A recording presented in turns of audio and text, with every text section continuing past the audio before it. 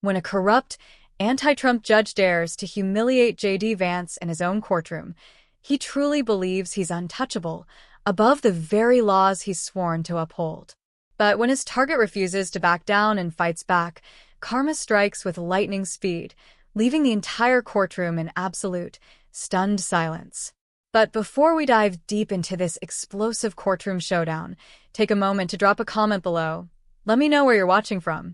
Now, let's get into it. The day started like any other at the federal courthouse. Or so it seemed. That is, until Judge Marshall Davis stormed into his courtroom with an expression darker than a thundercloud. His mood was foul, even worse than usual. "I said no coffee in my courtroom," he barked at his clerk, his voice slicing through the room like a whip. The young woman flinched, scrambling to remove the offending cup. But that wasn't enough to satisfy him. "And tell that defense team that if they're not in here in 2 minutes, I'm hitting them with contempt charges." The gallery murmured amongst themselves as Judge Davis marched up to his bench, his face already flushed with irritation. He had a reputation, one that sent chills down the spines of attorneys and defendants alike. His rulings were harsh, unforgiving, but recently something had changed. His bias had become so blatant, so brazen, that even seasoned prosecutors were growing uneasy. His targets? Always the same. Conservative figures. "Your Honor," the court clerk approached hesitantly, choosing her words with caution. "Vice President Vance has arrived for his testimony." Silence. Heavy. Cold. Then, the judge's expression twisted. "Well, isn't that just special?" Davis sneered, his disdain thick as venom. "Make sure he understands, this isn't the Senate floor. In my courtroom, his title means nothing." The shift in atmosphere was palpable. The moment JD Vance stepped through the courtroom doors, an undeniable tension settled over the space. He carried himself with quiet dignity, his sharp gaze scanning the room. Respectful nods were exchanged between him and the court staff. But Judge Davis? He watched him like a hawk, fingers drumming impatiently against his bench.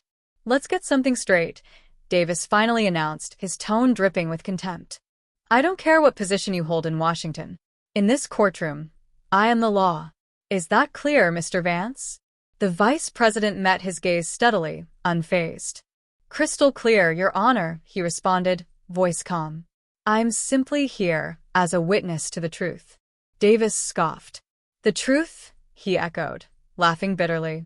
"We'll see about that." And with that, the battle had begun.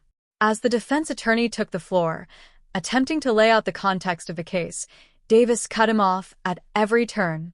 "The context?" Davis barked, a smug grin creeping across his face. "The only context that matters here is that your client is accused of tax evasion.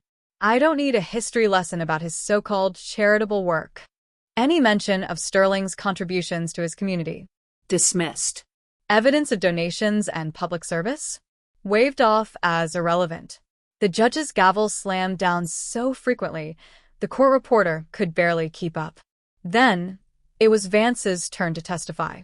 He stepped forward, composed. But Davis? He was seething.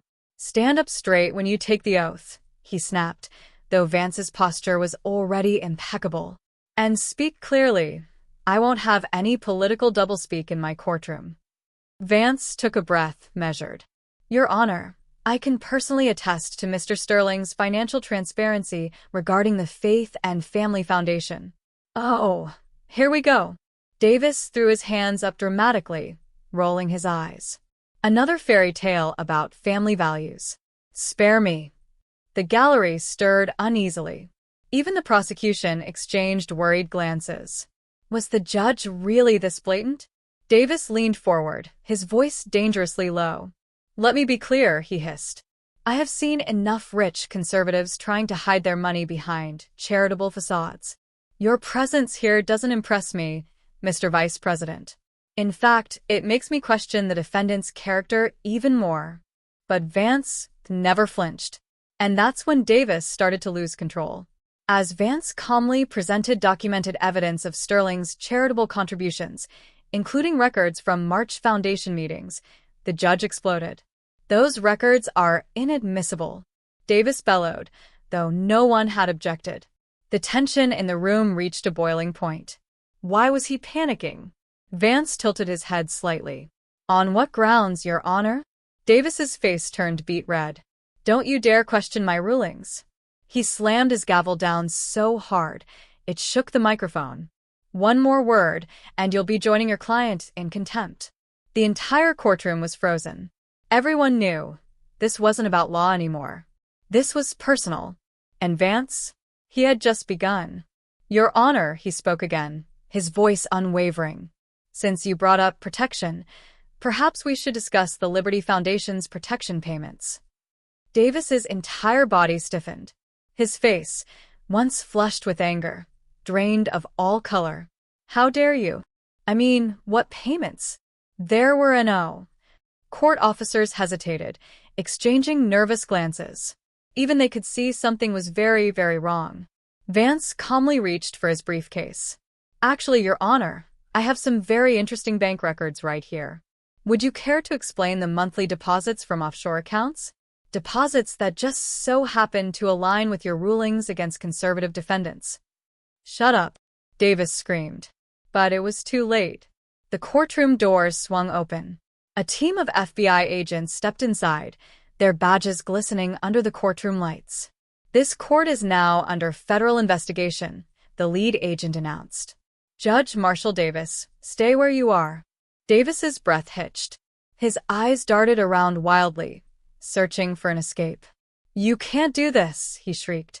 I have immunity. I have connections. The agent merely smiled. Oh, we know exactly who you are, Your Honor. And now? So does everyone else.